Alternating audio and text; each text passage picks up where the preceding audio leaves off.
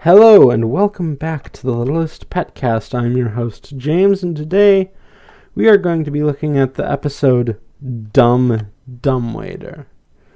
So the episode opens with Mrs. Twombly stacking cans while singing about how she's a can stacker, and she knocks over the stack of cans with her own can. Pause for laughter. Okay. So, after she knocks it down, she realizes what she's done and has to put everything back. And then she says, I certainly have more appreciation for those ancient pyramid builders. You mean slaves? 'Cause you should know that they were pretty much built by slaves. But whatever, this is a job she's determined to do, and starts from the beginning. Meanwhile, upstairs, Blythe and the girls' pets are having girl time, but yeah, Pepper doesn't seem to get some of it. Like, I don't know, she doesn't get the powder thing. There was one other one. I wanted to minimize my notes, but that did not work out as I had planned it. And again, I have like a little over 2 pages of notes, I think. I wanted to keep these episodes from going long, but you know what? Whatever. Let's see what happens. So, during that time, Minka sees Blythe has a really shiny comb and wants it because she wants shiny things. But Blythe explains that it's her emergency comb, and that she can't have it. So then she explains why she has an emergency comb, which is like a situation where like all of a sudden burst of wind comes and messes up her hair. So she takes that and combs it down to perfection. Which, I mean, I guess is like a valid reason for having an emergency comb. I don't know. I don't like combing my hair, so... But it looks good naturally, so... Anyway. So, like, when they explain Minka still wants it, but they say no, and the pets start laughing, and Roger in the other room just hears animal noises and thinks it's music. It's like the music these kids are listening to these days. I thought the animals was an old band. Oh god. Roger's like the ultimate dad. Like, dad. And like, Roger asks... No, wait, that doesn't happen yet. But shoot, I really should have taken more notes, especially if I knew I was going to do that later. But, Roger thinks it's music. And then makes a note to himself that kids have no appreciation for the classics. I love Roger so much. He's like the most dad ever. And okay, that's my voice going. Hold on. Okay, I'm back. Yeah, these are not done in one take. You're getting a real behind the scenes look at how this podcast about a show from 2012 is going. So anyway, after he says kids have no appreciation for the classics, I'm sorry, that just kills me every time. Roger puts on his own music, and he proceeds to jam out to those. So, back in the room, Pepper is giving off a peppermint smell, which is her signature smell. Which I've been meaning to ask, can skunks produce more than one smell? Like, I don't know, that's a thing that comes up a lot in this show. And it happened in the first episode, and I don't think I mentioned it there. Or I might have, and I just forgot, because we're, like, on episode 8 of this. Well, episode 9, but the first episode was 2 episodes, so... And it technically happened in the second episode, but it never... that's not the point. That is not the point. The point is, like, can skunks give off more than just the bad smell that skunks associated with that came out weird? But whatever, you know what I mean. Like, I'm not sure they can, because, like, that's, like, I think a defense mechanism.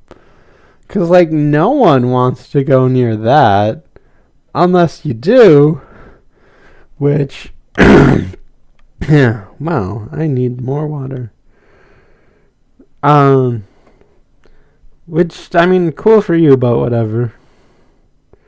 Anyway, so Pepper asks Zoe what she thinks of her eyeshadow, and Zoe doesn't like it terribly much. I mean, I don't think it looks bad, but I might not be the best at judging how makeup looks, but I don't know, whatever. So because of this, Pepper's feelings are a bit hurt, but Zoe tries to patch things up. And then meanwhile, down in the downstairs, the guys are just lazing about, thankful that the girls aren't here. But Sunil says he wants the girls back, but when pressed, he doesn't know why. He just thought it would be like a kind thing to say. And then Vinny's like, nah, you just gotta relax. If the girls are here, could I do this? And then just gives off like a hurricane wind burp that blasts Sunil and Russell, goes through the pet door in the pet area over into the main shopping area, and knocks over Mrs. Twombly's cans again. At the second time, you know where this goes. So, like, Russell and Sunil agree that Vinny could not have done that if the girls were here. I imagine, like, Vinny could if it were to save a life, because that was, like, really strong. Like, is Vinny also an X-Men? A mutant?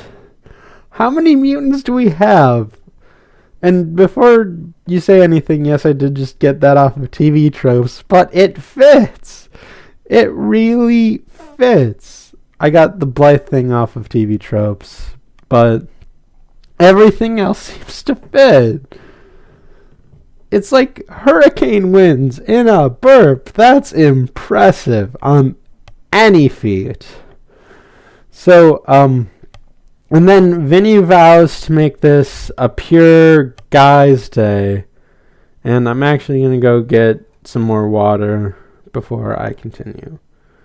Okay, sorry to keep informing you that I'm taking a break, but I know it's unprofessional, but like, I mean, I haven't put out a podcast in more than a week, and this is like the best time to do it.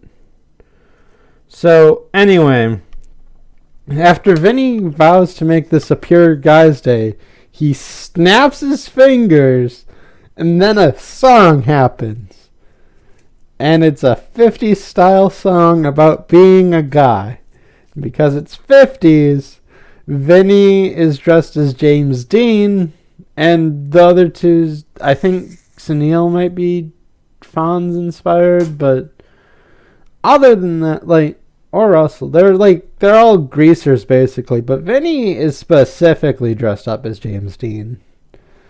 Like, yeah, I don't know, that just, I mean, he's iconic enough to know where, like, maybe a kid might have seen, like, the image of James Dean at some point. Like, I saw the image before the movie. Well, Rebel Without a Cause. I know he did 3 movies. I just know Rebel Without a Cause. And that movie's like that movie's actually darker than how you would imagine like it based on like the poster of James Dean. But whatever. Like, the song itself is all right, I guess. Like, it replicates the style enough. It just comes out of nowhere, and also just whatever. Like, the funniest thing about the song, I guess, in quotes, is that Sunil's not good at adding lyrics to the song, saying that musical theater wasn't his thing. And yeah, he's just not great at like putting lyrics into it that aren't like group lyrics. Like, when he has to do it solo, he's not great.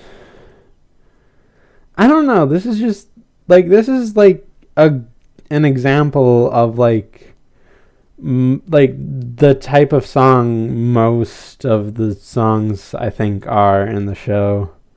Though I'd have to check, but I don't think there's like many others like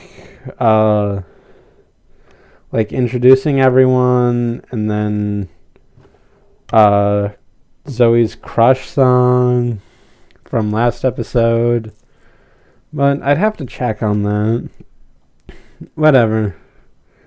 So, and as soon as the song ends, Vinny wonders what the girls are up to. And then back upstairs, the girls are still having a good time. And then it turns out that Penny Ling ate all the popcorn. And then Minka tries to get Blythe's comb again, but fails when Blythe gets a phone call from Sue to rush down to the frozen food section of O Foods for a Flashmob, which Blythe forgot about. A Flashmob. I don't know. I don't know. Like, this just dumbfounds me. I don't think I've seen one, to be perfectly honest. But like, I think it's just weird that they're just organizing a flash mob. What am I supposed to do with this? It's a flash mob. Anyway, so apparently they've tried doing a flash mob before when Blythe didn't show up, and Sue doesn't want a repeat of that, which was just her alone in the library playing music and flash mobbing without the mob, and is just embarrassed at it.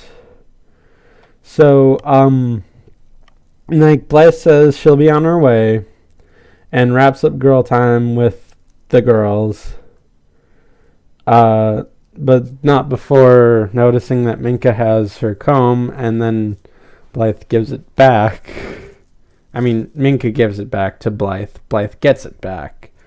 Shoot, I am not great at the talking right now. But whatever, we'll keep going. Real behind-the-scenes stuff. Anyway.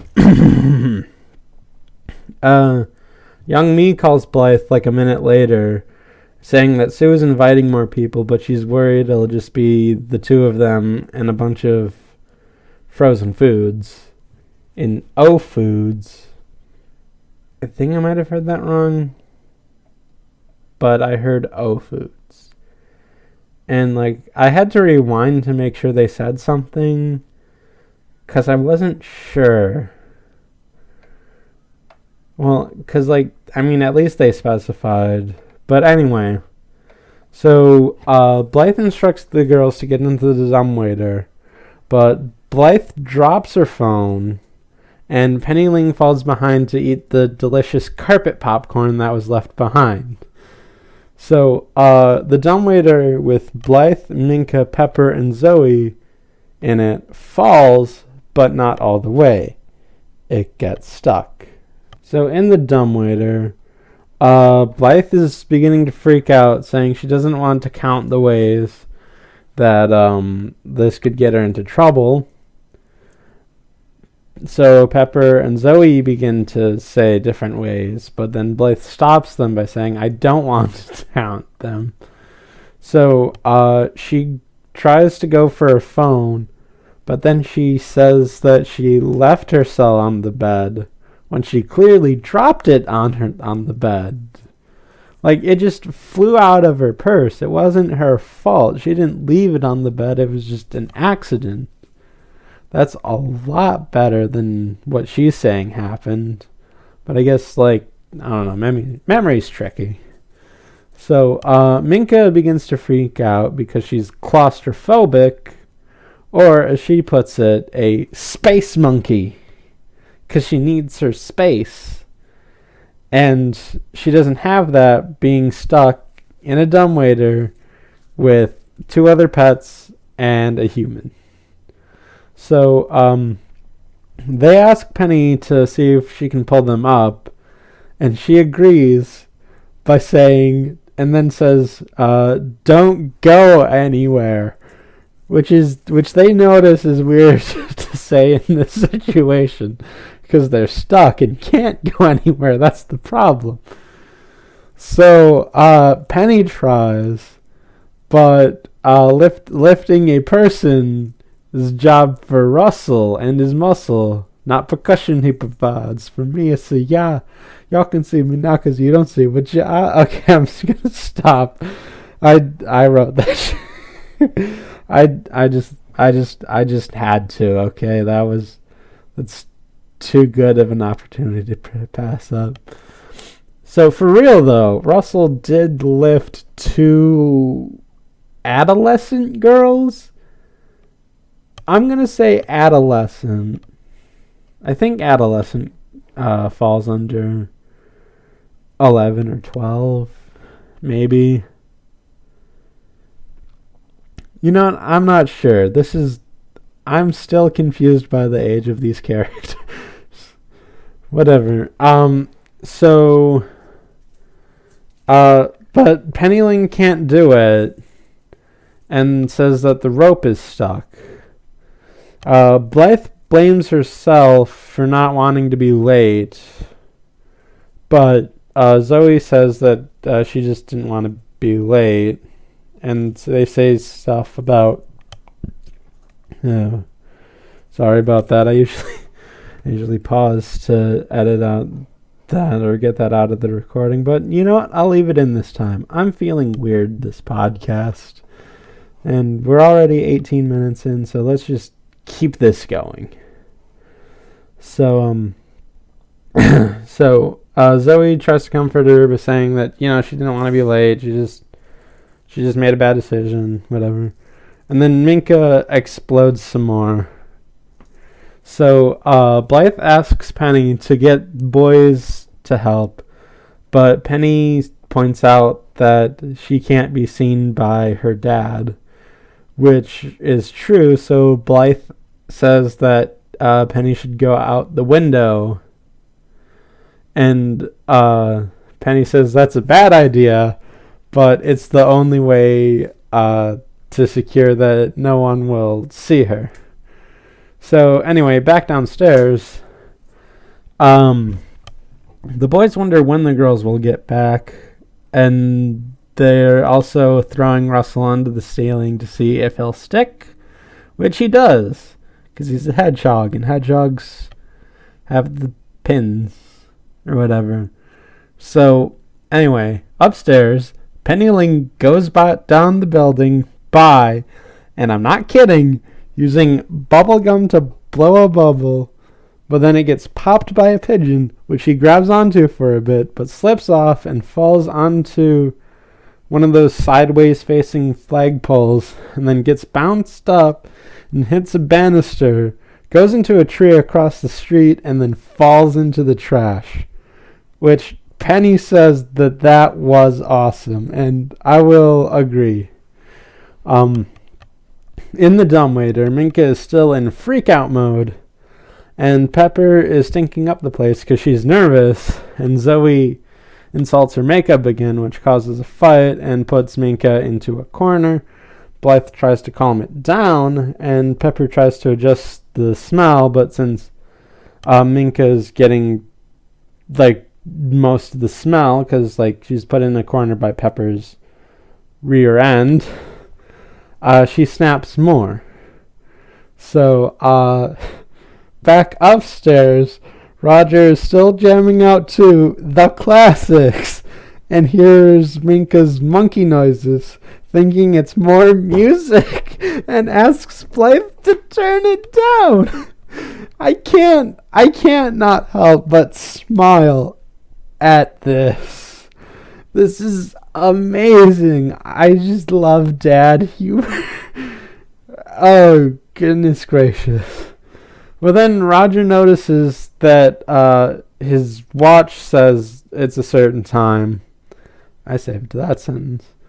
And says he has to fly, which you would think means bye, because he's a pilot.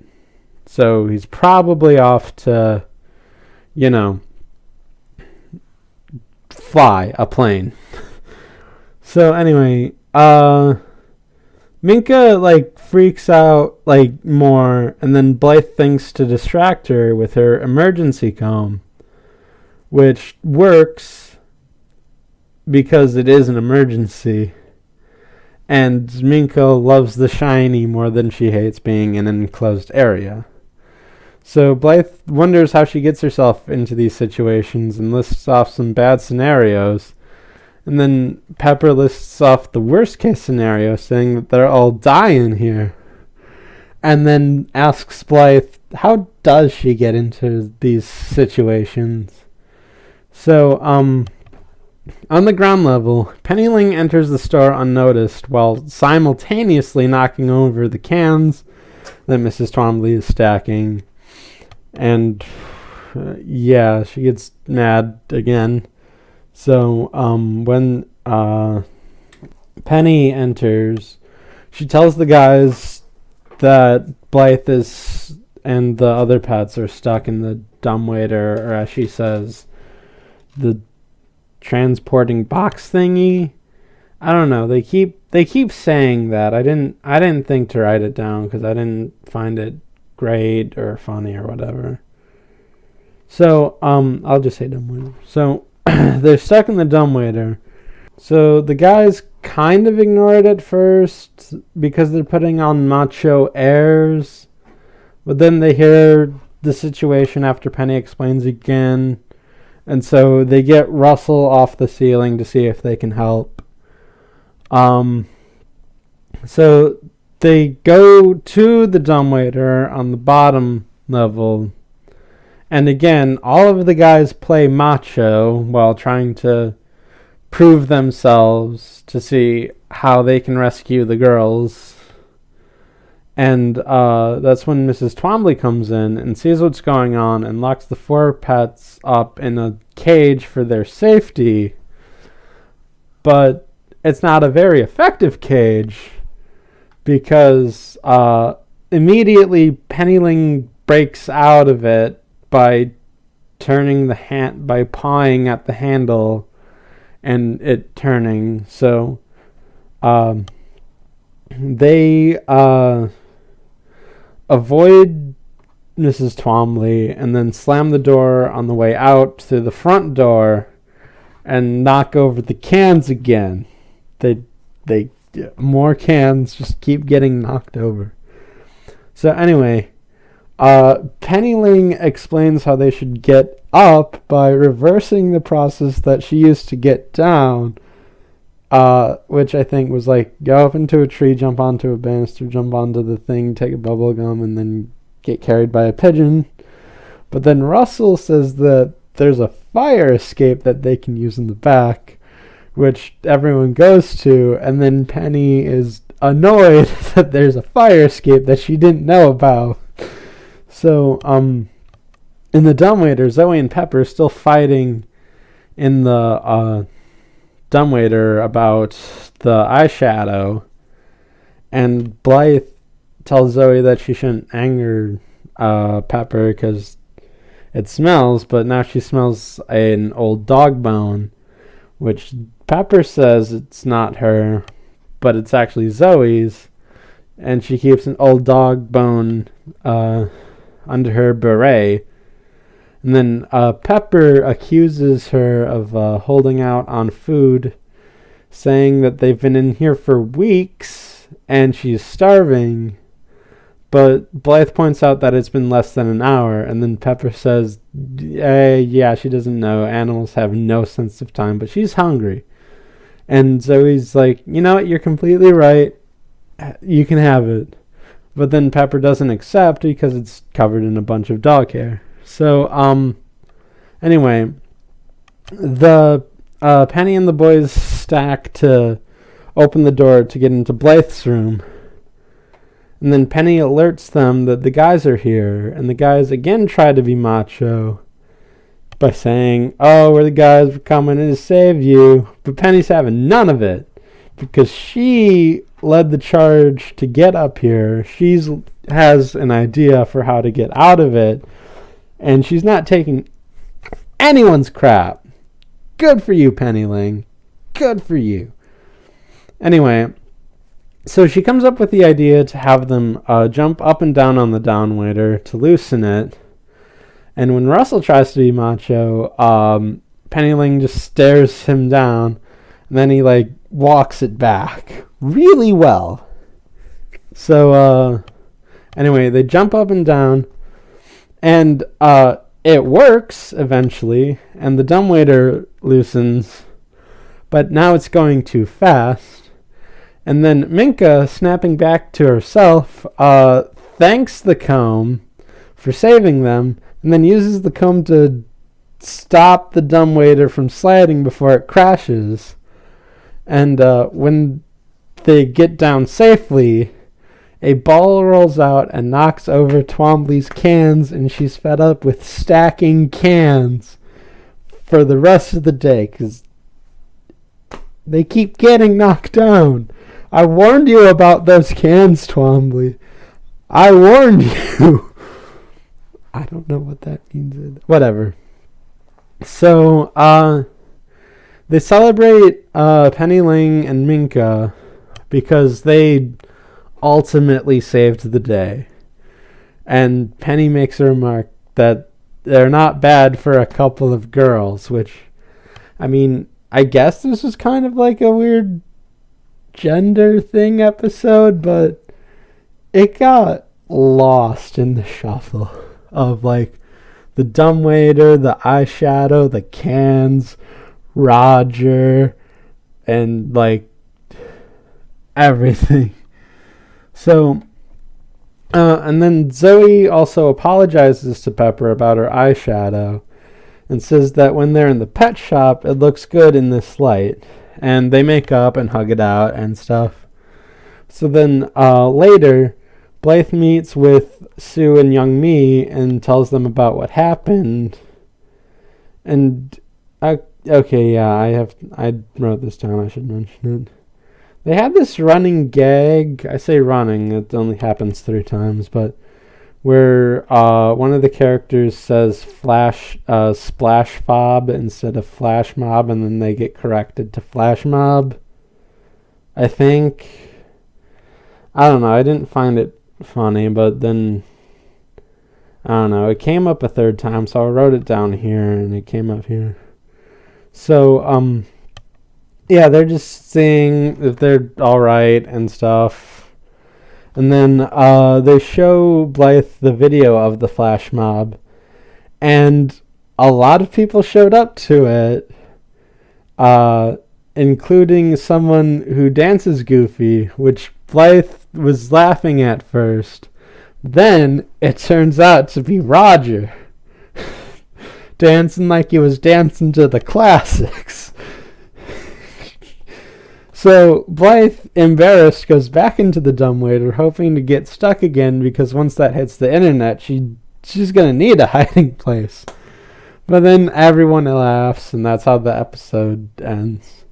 So, 2 things.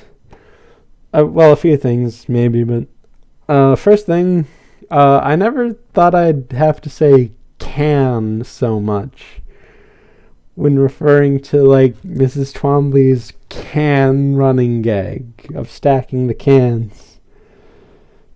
Anyway, second, this episode is actually a little bit better than I thought it was. And I had to go through and write down the notes. Like, Penny Ling's stunt was pretty good.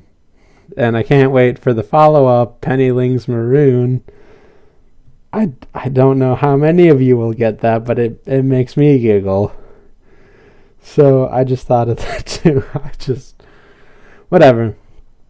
So, all in all, yeah, this was a pretty good episode. Again, it's more of a fairly normal-ish episode. Nothing too out there for anything, but yeah, it was enjoyable. So, and I'm just gonna leave it at that. All right, that was it for this episode of the Littlest PetCast. Be sure to tune in next time when we go over the episode Eve of Destruction. And if you liked this episode, please leave a comment on Shout Engine or a review on Apple Podcast, and to tell me what you think, because I've been dying to hear what you have to say. So thank you for listening to this episode, which featured a bunch of behind the scenes of the Littlest PetCast, and see you later.